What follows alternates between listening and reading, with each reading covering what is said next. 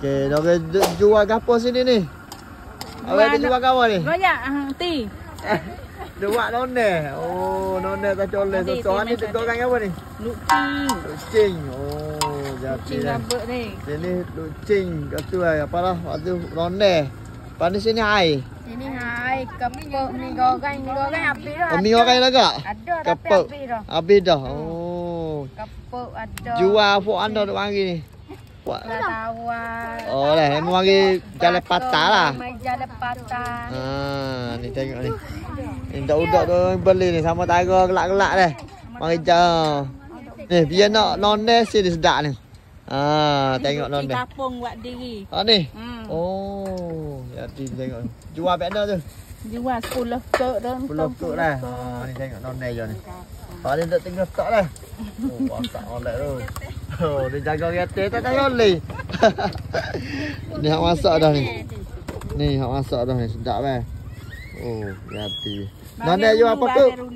Nonde jual apa kek? 10 kek. 10 kek antara apa hal lain tu tengok. 10 kek. Hak motes nah apa 10 kek nah. Bulannya tawar. Tengok apa hal. Buhnya tawar. Oh. So bekas ni 10 kek. 10 kek, ijah teh, lapet teh. Apa teh? Lapet teh 10 kek. Mana ni hak ni? Mana?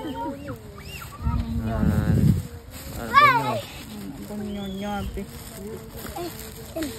Ganti. Dia kata lah biar atas lah. Betul-betul tu. Dia nak pergi jalan di patah boleh. Tengok faul lah, tengok embok, tengok matahari atas. Orang macam ten. Ni lepas tu ada orang jual kot lah. Dia tak coleh jual sok-sok dah.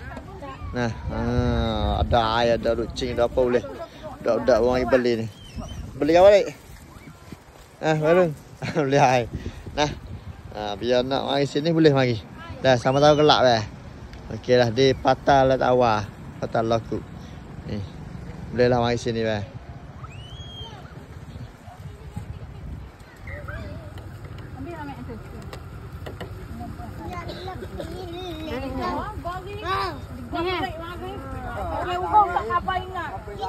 Ni suasana tepi Patah Lat Awar ni, ayat atau molek lah. Tengok matahari atas tu tengok orang ramai mari duk makan kelo lah kata. Dia beli barang makan tu kelo.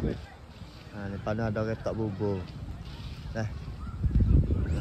Dia nak mari tepi tengok matahari atas di Patah Lat Awar. Ni mari dengan keluarga, mari seorang dua orang ikut. Ni suasana sini memang jadi